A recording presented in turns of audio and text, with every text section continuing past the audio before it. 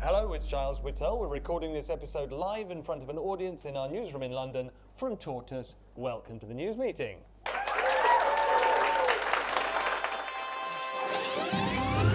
If the Chinese company has built this AI model the way it says it has, then it is a big moment for China. The president said that he believes that this is a wake-up call to the American AI industry. Rwandan-backed rebels M23 claim they have captured Goma. Congo's government said the rebel advance was a declaration of war. The group of thieves caught on camera blowing up the entrance of the Drents Museum in the Netherlands, stealing priceless archaeological artifacts that date back centuries. The Tortoise Family Affair. Helping me decide what should lead the news is Tortoise reporter and host of the Slow Newscast, Claudia Williams. Hello.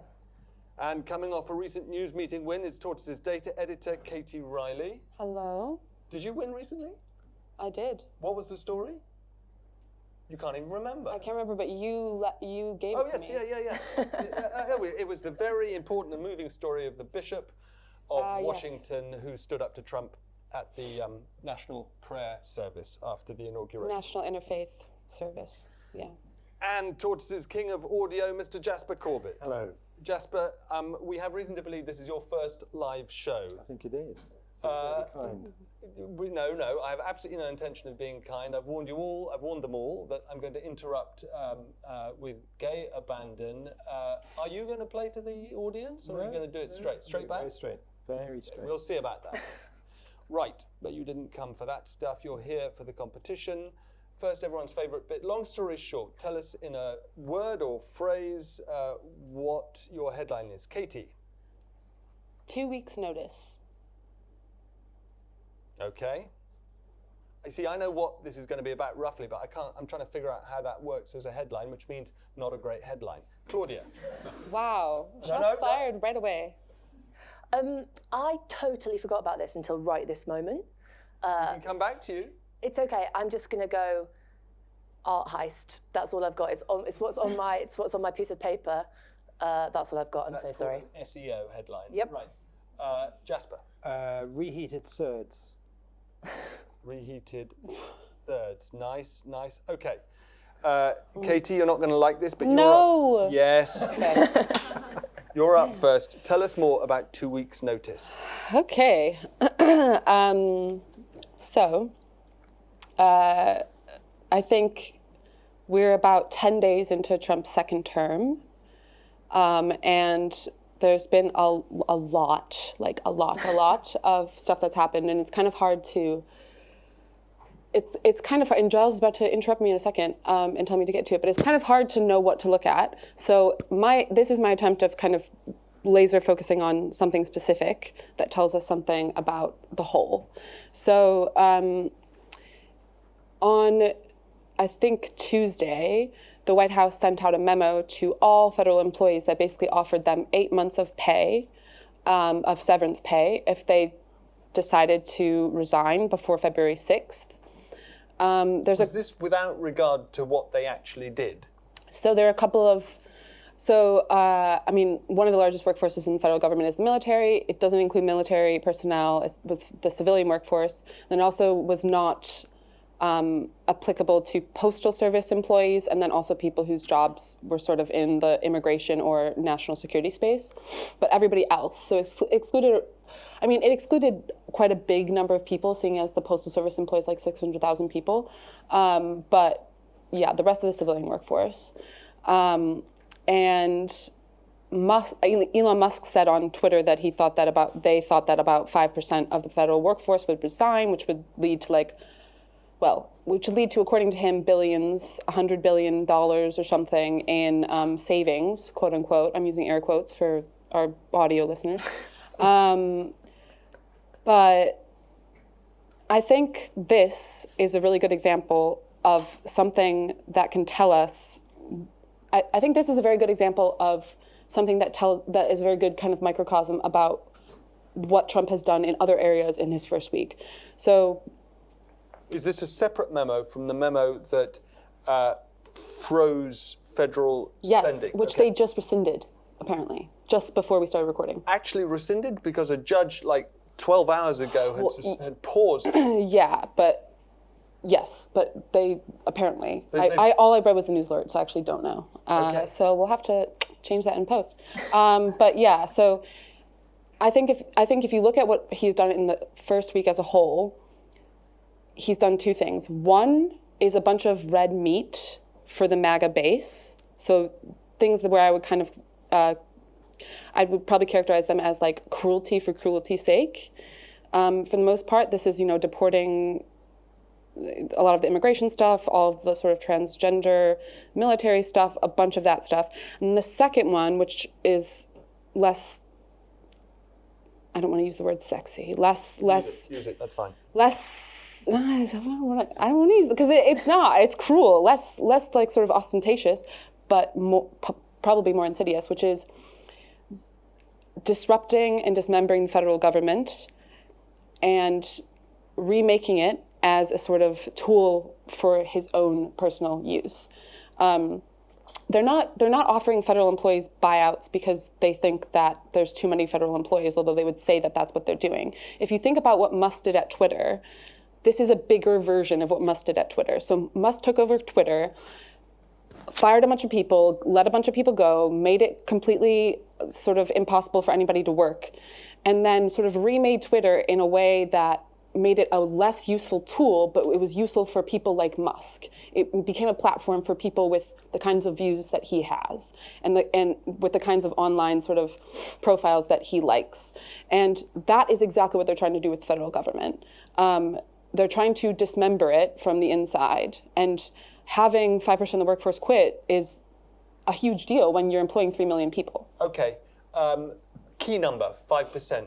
Jasper, I think to assess this story, we have to be clear about what it's about. And Katie is making the pitch that it's about dismembering the federal government, which is a vast machine. And if 5% quit, I agree it's a big deal, but it leaves 95% of the federal workforce in place. Let's call it kneecapping.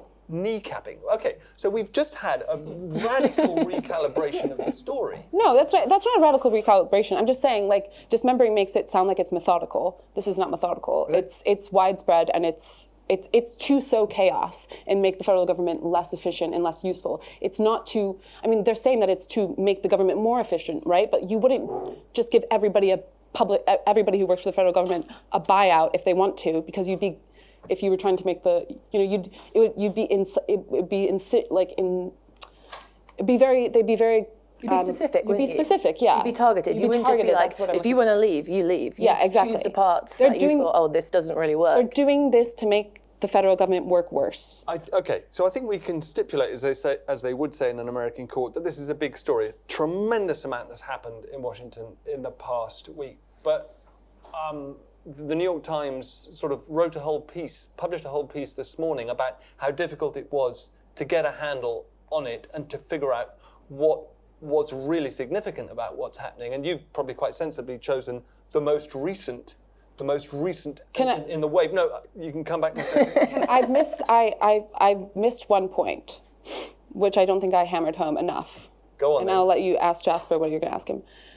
This is not simply to sort of make the federal government less useful. It is to take the leftover and use it for Trump's own personal purposes, to sort of like reassign power in the executive branch to the president. And not even just the executive branch, because they're kind of going after power all over the government. They're kind of going after the power of the purse and stuff like that as well.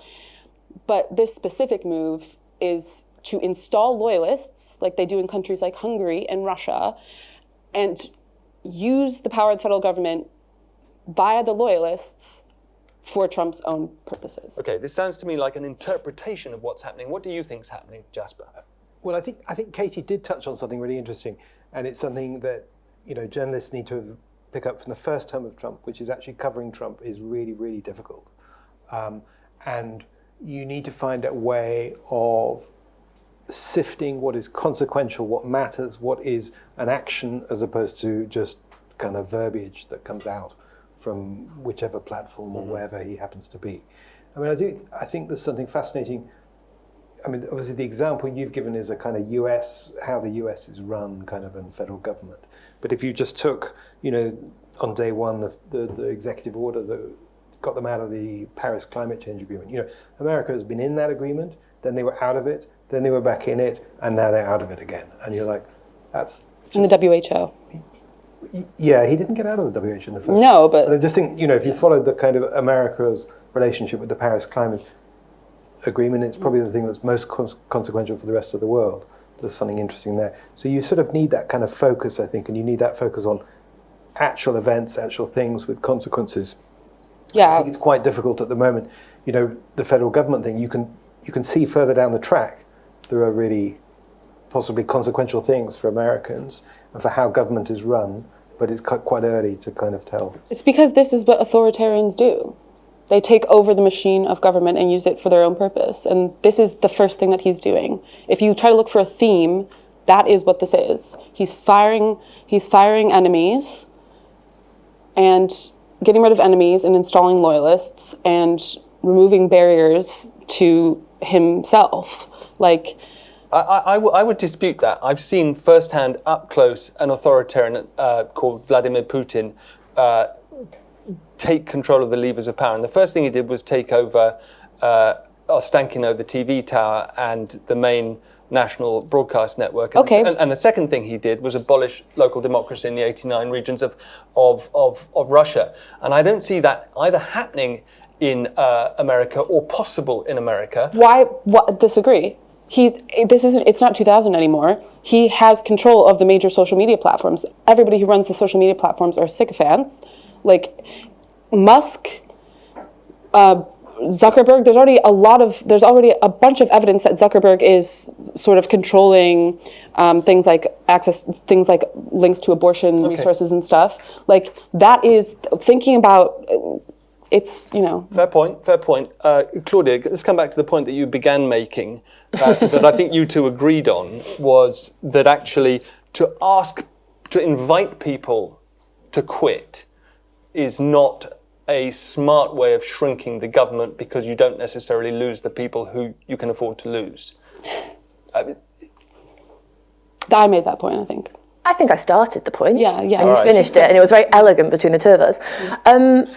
Yeah, I think the fact that you're asking people to leave suggests that you want people who don't like you or have decided, actually, it's not worth it for me to be involved in this anymore, which I think really does matter. I had an interesting conversation earlier today with an American reporter called Ilya Maritz, who's really brilliant and has done loads and loads of reporting on January the 6th, and I'm going to totally shamelessly repeat something that he said to me, which was about the Jack Smith report, specifically looking at Jan 6 and Trump and election fraud. And what he said when he read that report, which was looking at what happened in the run-up to Jan 6, what he kind of took away from it was actually how many Republicans and people who were kind of quote-unquote on Team Trump or on Trump's side stood up against him and didn't make that possible and made really brave and bold decisions to stop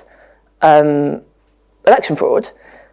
And what's scary is the idea of those people no longer being in the instrument of government. And I think when it comes to things like this, my possible, whether is it going to happen, I think is my question. I don't really understand the practicalities of it. They're saying 5%, but how many people is this actually going to become a story? Is it a story now? Is probably my question about it. He's also firing people too. Okay, but he fired all the people that worked on the Jack Smith case. Let's just finally consider this as journalists rather than political analysts. Is it at the moment what we have as a headline and Stand First respectively is Trump dismembers the federal government, Stand First. And he uses what's left over, and he's repurposing what's left over for his own personal use. Is that fair, or is that comment? Let's just go you, and you. I think it's fair. Okay. I think it's fair. I think it's fair. I mean, that's not exactly how I'd put it, but yeah. It's pretty much how you put it. All right.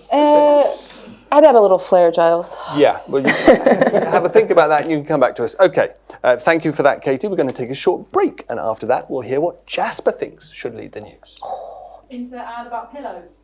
Really? I don't know, could be anything. Actually, My pillow guy? My Pillow guy, that's big business, and Jasper, so no. No, not now. All right. That's the break over. Jasper, what do you think should lead the news?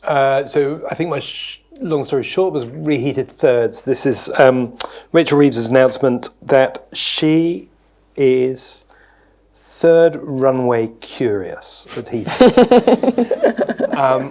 And I would put it, I wouldn't say it's going to happen anytime soon, but anyway, she had a big set piece speech up in Oxfordshire, which was all about growth. Where is economic growth coming from? The government has realised that you've got Keir Starmer on the one hand saying, this is my defining mission, so it is fair for the electorate to, in 4 or 5 years' time, whenever we go to the polls, this is going to be the thing that he wants to be judged on. Do we feel better off in 4 or 5 years? Starmer has said that separately from what Reeves said today. Yeah, he wrote a piece in the Times. Yeah.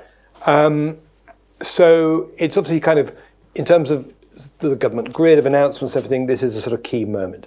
And, you know, those of you who've been around the block a little while might remember that the third runway, in fact, Rachel Reeves was at university the last time the third runway was actually approved under Gordon Brown in 2009. So this is an old idea that's been reheated. And there were a whole load of other infrastructure projects as part of this economic growth plan. But I suppose as sort of journalists, the point is there are the sort of two different ways of doing this story, or I mean, there's lots of different other ways as well, but there's two ways you could tackle it.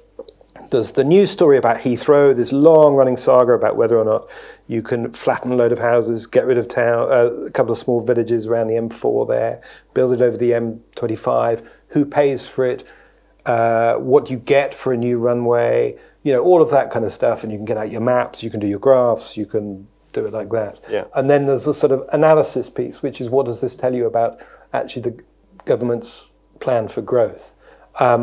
And I think in that you end up in this sort of strange contradictory world where you've got, on the one hand, you've got lots of things going on that economists and businesses are like, that's anti-growth. So you've got the hike in national insurance for employers. You've got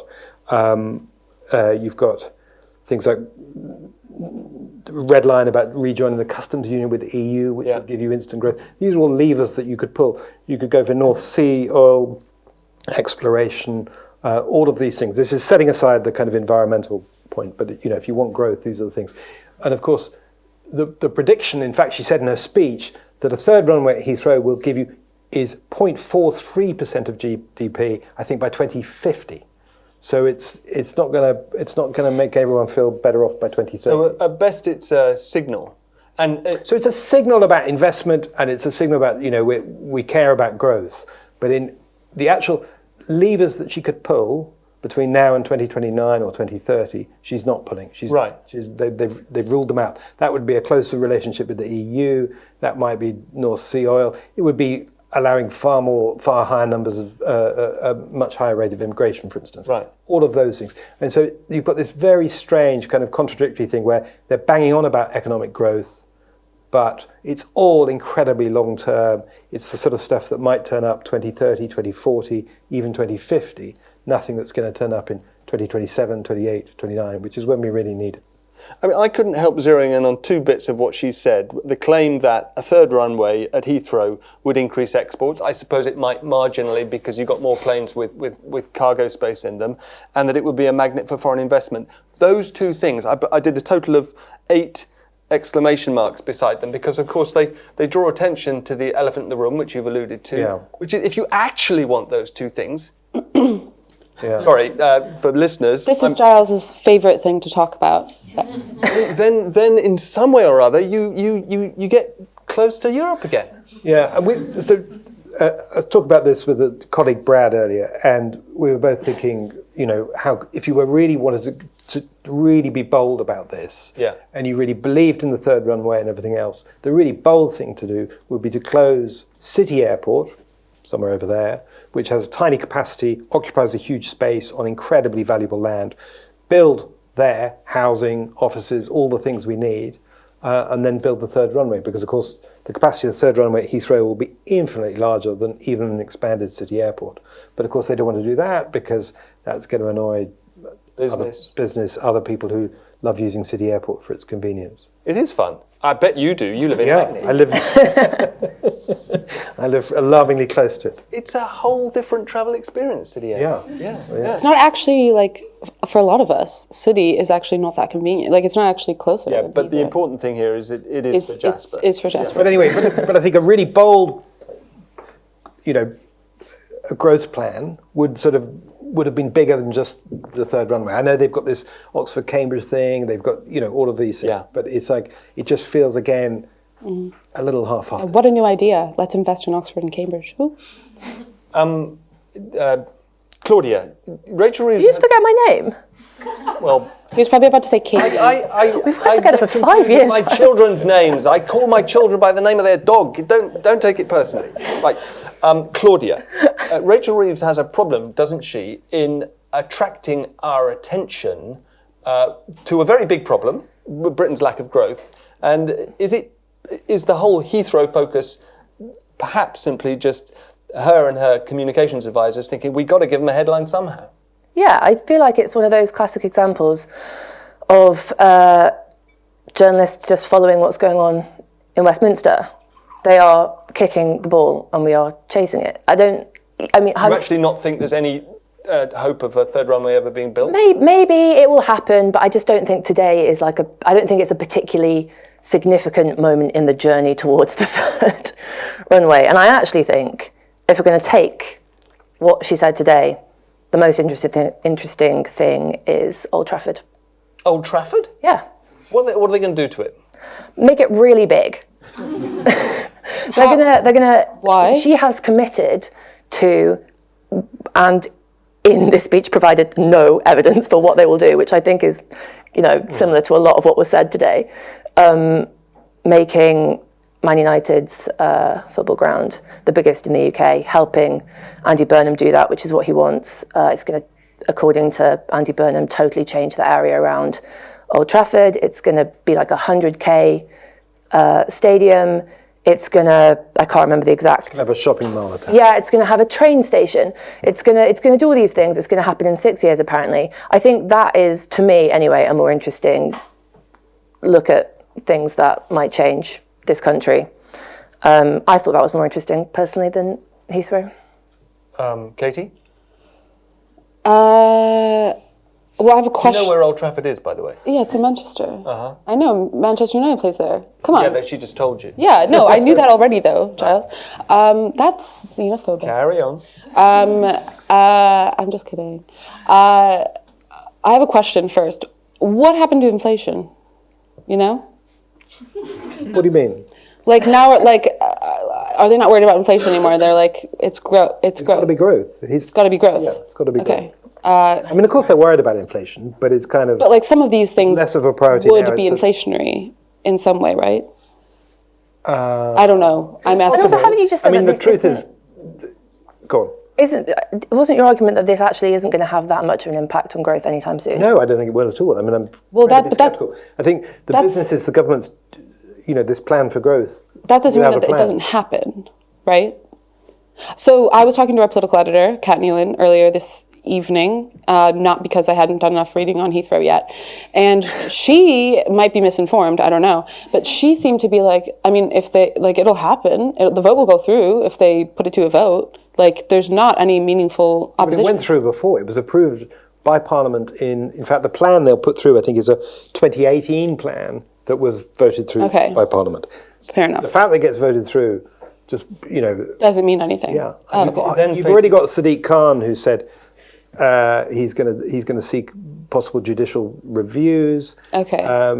Ed Miliband cunningly wasn't at the speech. Yeah, but busy, organised a meeting. You've got huge internal opposition to anything like this. Okay, so Jasper, my question then is, why is this the top story of the day, of the week? Because economic growth is probably one of the most important stories that this country faces, and politicians trying to dig us out of the hole we're in. But they're not actually doing it. Aren't we just following the ball? No, but it's our duty to analyse and pull apart the suggestions that they're making. But not if what they're actually suggesting isn't going to do anything. Well, we can say that. Is there a case in answering the question, how are we going to cover this story, to say, let's examine why Britain is so slow at building big infrastructure projects, and you do a big spread or a podcast on the extraordinary decision by Rishi Sunak to cancel HS2 North At party conference. At party conference.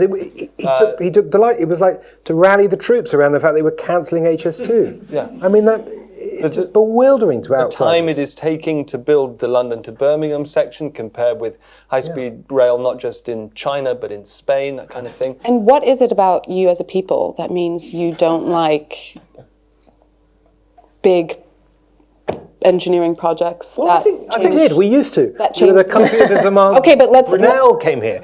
ignore colonialism, because that's a whole other can of worms. Nothing. Kingdom Brunel was not. When's the last time someone built something good? Engineer. The Romans. All right. Anyway, Hadrian's Wall. There are some interesting answers to the question, why are we so slow? And not all of them are negative. You know, we're a small island. It's not just Tory MPs who cherish the green and pleasant land that you have to bulldoze to build railways, right? I think we've had an incredibly I think our capacity for short-term politics is endless now, in a way that it wasn't when we were building High Speed 1, which was pretty difficult. The line to Folkestone. I don't even know what High Speed 1 is, because I'm thinking, like, where is there a fast train? And I can't.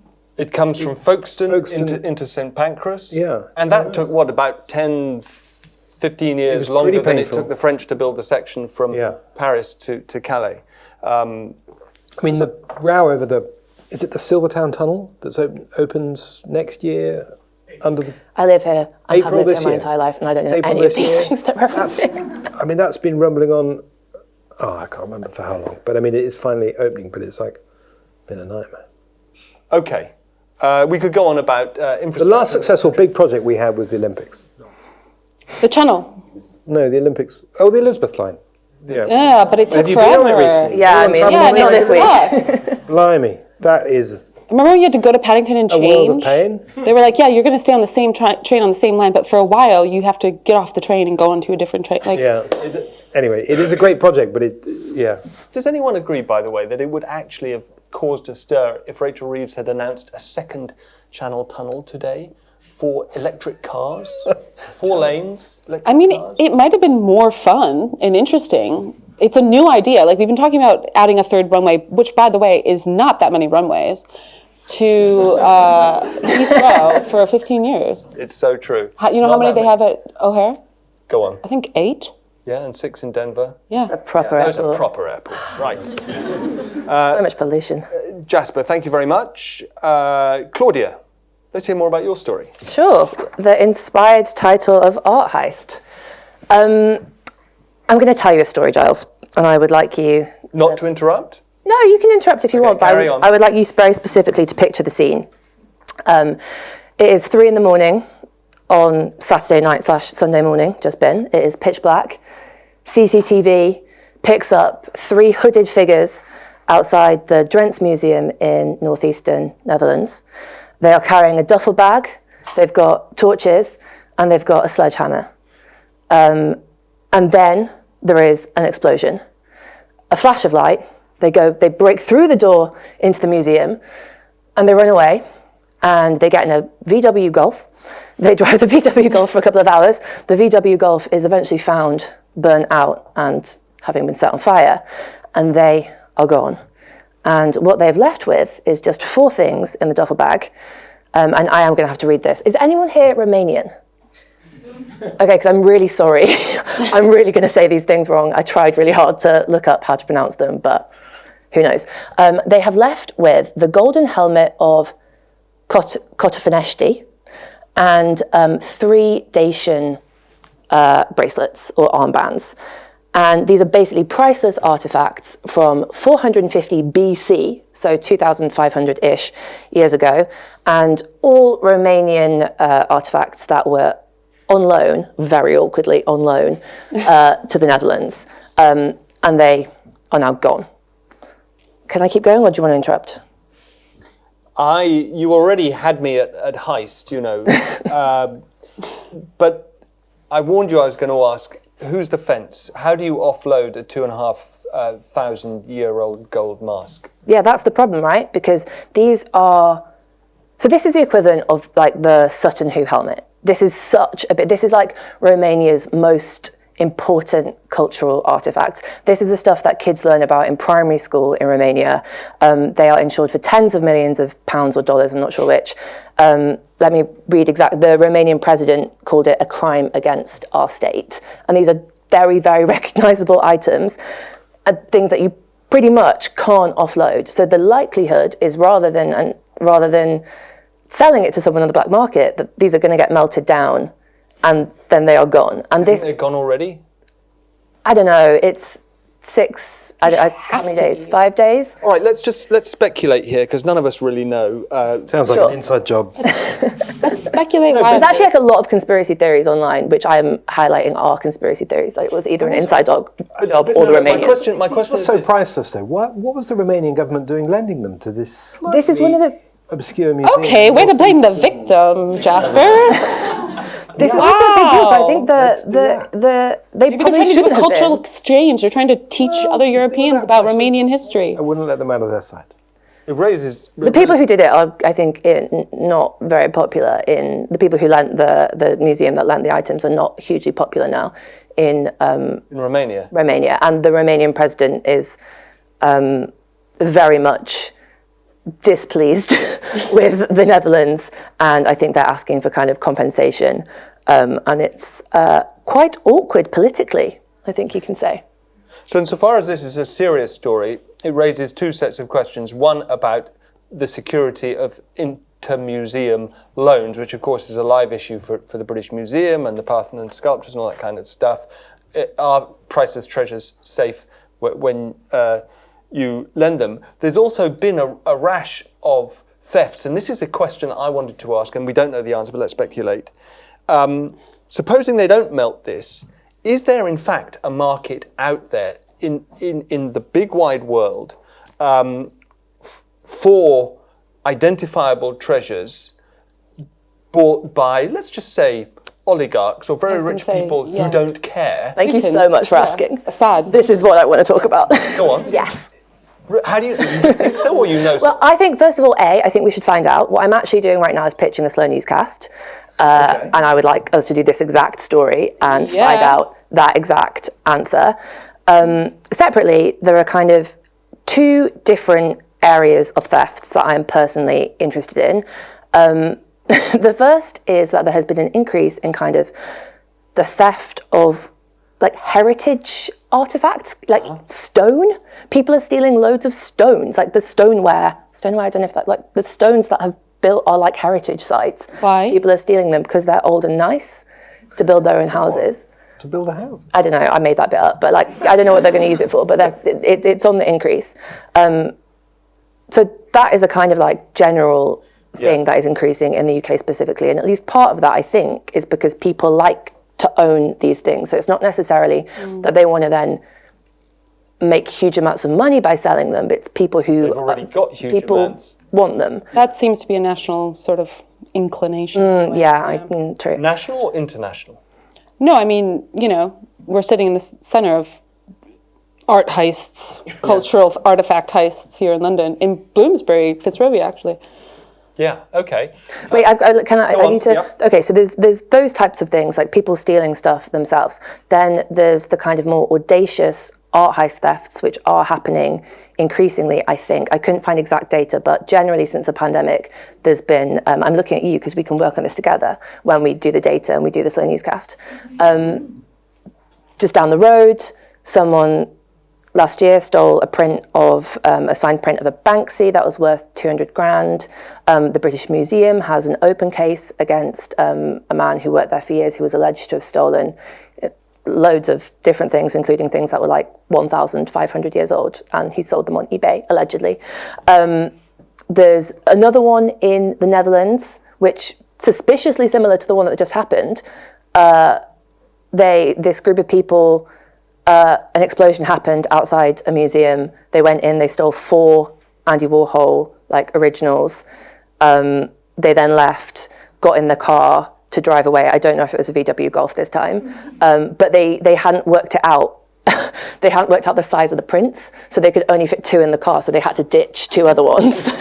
So they only got away with 2 of them, and then they were found. The paintings are different though, right? Because those can't be melted down. Those you're selling to somebody. You're selling to like an those illicit a black art dealer. market, and quite often it's money laundering. And the UK National Crime Agency last year made an Amber Alert about the relationship between art, money laundering, and specifically sanctioned oligarchs, to your point. Okay. The other Jasper, thing- you commission this stuff. Would you commission this podcast? I might do. I think you'd have to get right deep into it, and we'd need As a we much would do. closer answer to who carried it out, how organised it was. And that's what we'd be Because I looking think for. There's a whole other theory around all of this kind of stuff, which is that organised crime will be on the phone to the Romanian president with a price to buy this stuff back. And that happens an awful lot, and it happens a lot under the radar, underreported. A lot of museums lose stuff. They never tell anyone, because the worst thing they want is publicity for this stuff.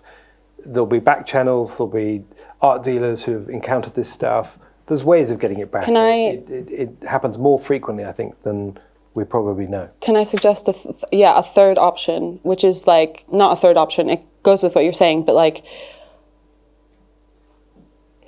the guy who stole all the stuff from the British Museum, isn't it possible that is not a needle in a haystack, but sort of like a needle in a pile of other needles, where like they have so much stuff that like over the years it's just become, I don't know if this is true or not, but that it's become, more of this goes missing and people take little things and like.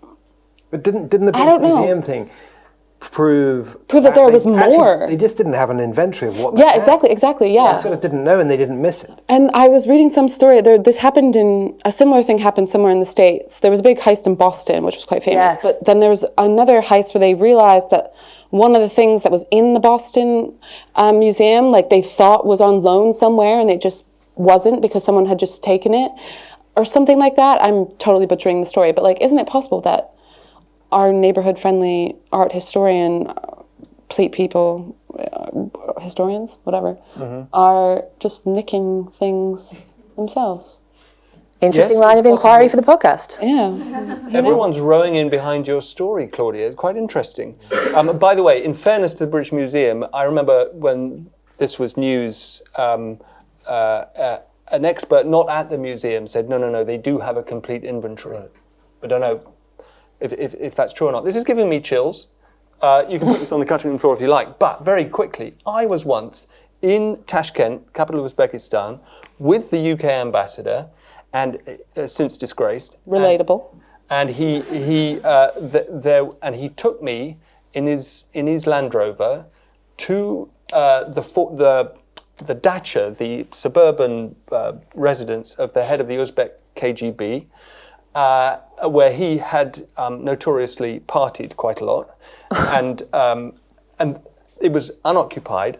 Just across the street, down the road, was a shipping container, and there was nobody around. He opened the door, and it was full of looted, priceless, carved woodwork from Khiva, just down what used to be called the Oxus River. All of it destined for sale in what was then had until recently been West Germany. So definitely a big market. I have one question to look into. When like recently dictators have been like overthrown, like Saddam Hussein, when they go into the palace, and I heard a story once from this kid I went to school with. His cousin was in the Marines, who would have raided like the Navy SEAL, I don't know, Saddam's palace. And he just took a huge Persian rug that was in Saddam's palace and just had it in his like tiny apartment in Chicago. So obviously like things like go missing from that as well, but like what have they found in places like that? Like what do they find when they go into Assad's, what do they find when they go into... What did they take? Who was the Ukrainian guy with the gold toilet? Yanukovych. Yeah. What do they find art-wise?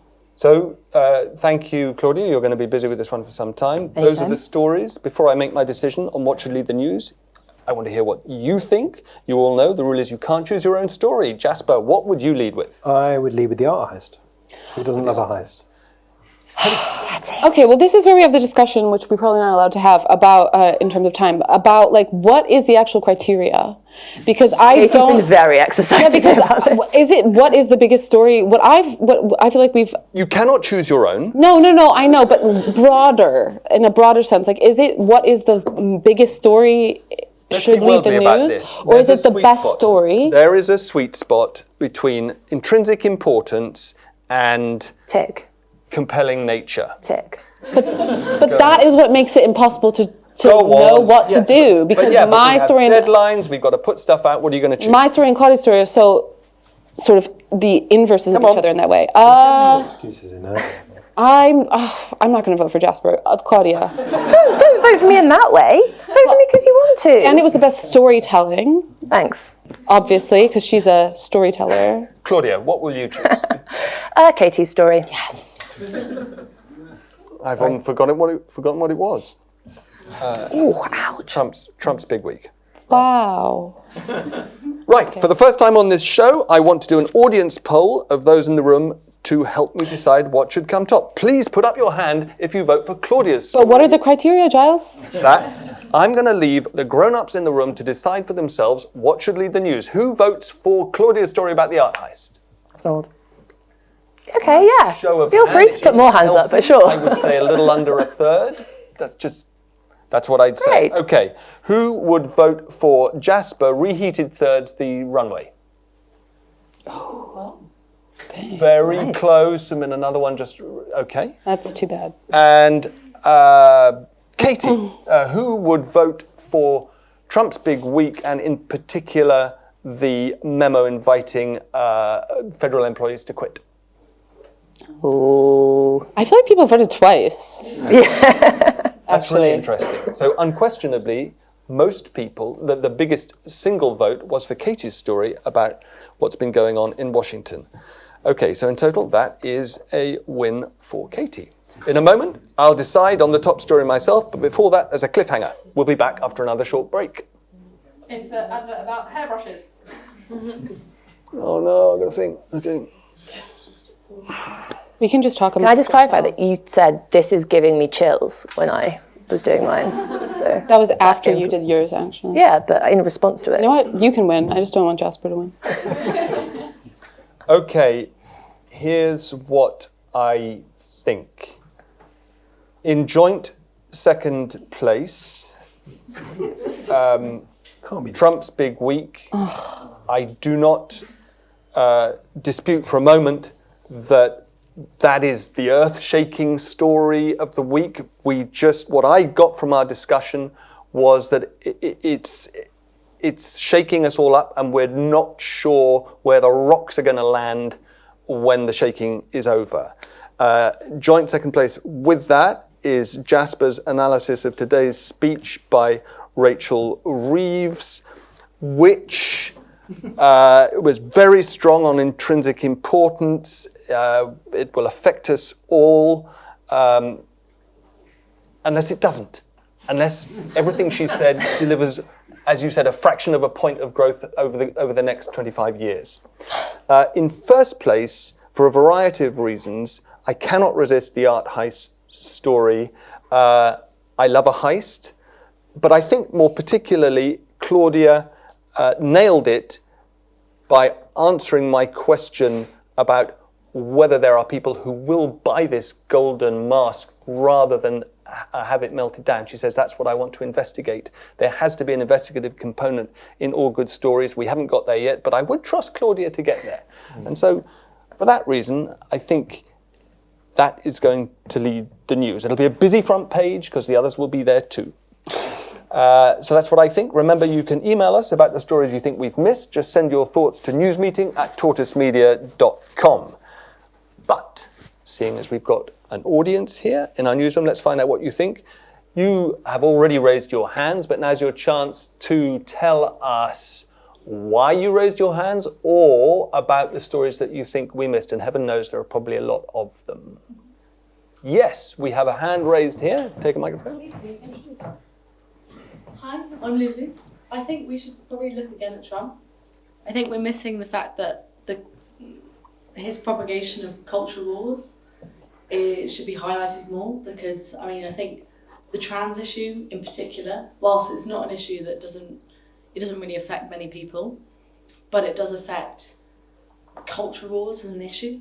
And I think looking at the trans issue is something that you're missing because, I mean, it's showing that like woke culture in general is becoming, I know, weaponized against specific people, and it's just another version of populism that's just being propagated. And I think I think as journalists, you need to look again at how populism is becoming normalized. Yeah. Have you seen or read any particularly good piece of journalism on that brought into focus, Well, to be honest, I haven't actually. I mean, everyone's saying, oh yeah, transgender people are being removed from the military, but I haven't seen anything that's actually looking at that and seeing how it's part of the culture wars in general. And I think we need to look again at culture wars, yeah. Okay, anyone else?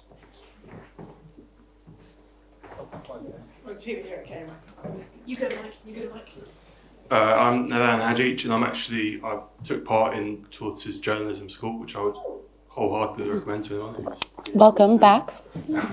So my idea would be around what's happening in Serbia at the moment. So there've been mass protests for coming up to 2 months now. The catalyst of that was a train accident, which was kind of, the explanation was that this was as a result of corruption and cronyism through the people who were employed there. And then now the Prime Minister of Serbia has actually resigned, and that was one of the protesters' kind of demands. So I think it's an interesting story because it shows that, I suppose people still have agency. Protests can work, and this is very much a student-led protest that was the biggest protest that they've had since the overthrow of the Milosevic regime in 2000. So I think it's kind of it's interesting to see what's going to happen now. He's suggested that there might be a snap election, which he almost will need to do. Who is? I'm sorry, I'm going to betray my ignorance. Who is the Prime Minister, and what are his politics? So the Prime Minister is Vucevic, and he was from the region of Serbia where the initial train accident happened, which was the catalyst for these protests. But it's more the protests have now become more a kind of a platform to showcase their, the kind of close ties to corruption and to organised crime, corruption, suppression of media, etc. So it's become a really, really big movement. I think it'd be quite an interesting story to take. Yeah, certainly. One that's got to stay beneath the radar. Yes? I agree with that. Actually, it'd be interesting to see how Russia reacts to that. Yeah. But my story is, I had to look up the name, DeepSeek. Must be a really good name. I was really interested in that. It's really, really new, so it's not clear how much it's really cost. It's not clear, what it really does and what its capability really is. But it is potentially a really interesting story, though. I agree with you. Huge. We tried to persuade Katie to talk about it, but she was rolling her eyes. Wow, no. Do you want me to give you the? I think you said it didn't matter. Actually, I did, and I did. Do you want to explain why? It is another AI model, large language model. We have a couple of them. Is it going to set off an AI arms race? Probably not, because we kind of already have one, probably. Yeah. I agree that it's a really fascinating story. If it's true that they did it orders of magnitude cheaper than Silicon Valley, then all change. I'm Susan. I also think that the DeepSeek story is worth looking at. I thought it was interesting today that Trump said, instead of just going, what the F? He said, it's a wake-up call for America, for Silicon Valley, for AI. I immediately thought, what does this mean for Keir Starmer's rather rash announcement a couple of weeks ago that he was investing in turning the UK into the world's leader in AI, which Tortoise smartly said, why is it not just our world leader? But anyway, that looks even worse now than it did a couple of weeks ago. Thanks for that, Susan. I was admonished for writing that. I loved that. Taking the wrong sort of tone. No, I love that. Okay, sorry for loving it. No, it's okay. But and also, what does it mean for the relationship between Trump and the oligarchs and the sort of new order, kind of US kind of power? I think that's sort of the backdrop to that. I think that, so I agree with you. I think the DeepSeek is a sort of fresher, more interesting story with kind of ramifications for what does it mean for American exceptionalism? What does it mean for the MAGA's sense of themselves? I think it just percolates all the way through. Like, why is Trump so beloved? The fallout, I think, is really interesting. Okay. Was it right next door? Yes. Grab the mic.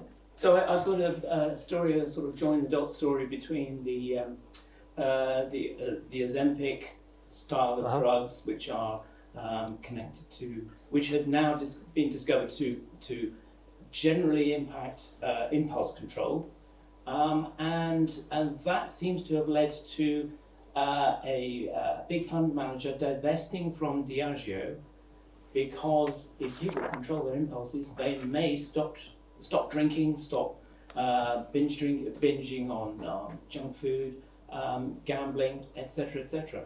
So the implications could be major. So a positive impact on impulse control. An impact. Yes, a positive impact on impulse control, yes. Imagine if we could all control our impulses. Imagine. John's got one here. Yeah. Hi, my story is relating to Elon Musk addressing the AfD conference, the AfD being the Alternative for Germany party, who are the kind of far-right party, and I think we can quite clearly say that in Germany. And it's kind of part of a bigger story about Elon Musk's desire to or ability to involve himself in foreign governments' politics or foreign countries' politics, and possibly also just guided by what he sees on Twitter. We kind of saw that. I mean, this is obviously not a story in Britain so much, but we saw it in Britain as well with him getting involved with the grooming gangs stuff, and really kind of that the impact of that being a government announcement on it, which and he was the one that really pushed that. And I mean, in Germany, we're really at a turning point with the AfD, and this election will determine whether they become a big force in German politics or not. So it is quite a significant intervention. Do you fall into the camp of those who think he knows exactly what he's doing, or Musk that is, or doesn't quite know what he's saying? Yeah, it's an interesting. I'm not quite sure. I was listening to a Deutsche Welle Berlin briefing episode about it, where the discussion went around whether he's kind of just picking up on stuff that he's seen on X and kind of jumping on that. And that was what they were saying based on his initial X space with Alice Weidel, where he kind of didn't seem that informed about the AfD. And now he's speaking at this conference. It's something I'm not quite sure about, but I think it's those two examples of where he's interviewed in European politics are quite interesting, and we'll see how that develops with Elon Musk. Yeah, and certainly in relation to the election soon. Yes. Are we going to have one more? One more, gentleman to your right. This might be a bit of a flash in the pan. I'm quite speaking without expertise in this, but you had it on your reel before, but it's the current conflict happening in the east of the Democratic Republic of Congo, where, for those who don't know, essentially Rwanda has, to all intents and purposes, invaded parts of the east of DRC, and then funded a Tutsi-led militia called M23. I think it's an interesting story because it completely shatters the idea that many people have of Rwanda. Visit Rwanda, Arsenal's image, but also the fact that lots of countries, this is something I saw on Twitter, but there's stories about the funding that has gone to Rwanda from foreign aid has actually been used. They've channeled this then to M23, which I have no community note me on that all night long. But interesting story. 110% agree. Really fascinating, and part of that is the success of the regime there in painting itself as something it's absolutely not. Yeah. Great, thank you so much. But I'm going to cut Giles off because I know he's enthusiastic. We're actually the first time ever on time, so I'm going to take it as a win. And before, Giles, we get you to do the last sentence, just to say thank you for coming, being so engaging. That's what we want to see. So it's meant to be a discussion and sort of feed off each other's ideas. In that vein, we are going to sort of pack up the show today in a slow news manner. So please stick around if you've got things that you didn't manage to say. We'll be hanging around for a little bit after. Our next show, Casey, you're going to remind me, is we're now switching from the last Wednesday of every month to the last Thursday of every month. We're going to rival Tate Lates, that's my big dream, but we'll get there slowly. The next one's February the 27. 27. So please do come. Katie, do you have any edits or retakes for the team? No, flawless. Amazing. I know. No way. Nailed it. Sounds for you. In which case, Giles, do you want to do the end bit? One final round of applause, and then we can all have a powwow. Katie, Claudia, Jasper, thank you. Thank you. And thank you to everyone here in the Tortoise Newsroom. We host a live show every month. So if you enjoyed this one, keep an eye on tortoisemedia.com/book for our next show. NPR's international correspondent Lauren Freya will be joining us for our next episode, which is out on Monday. Until then, goodbye.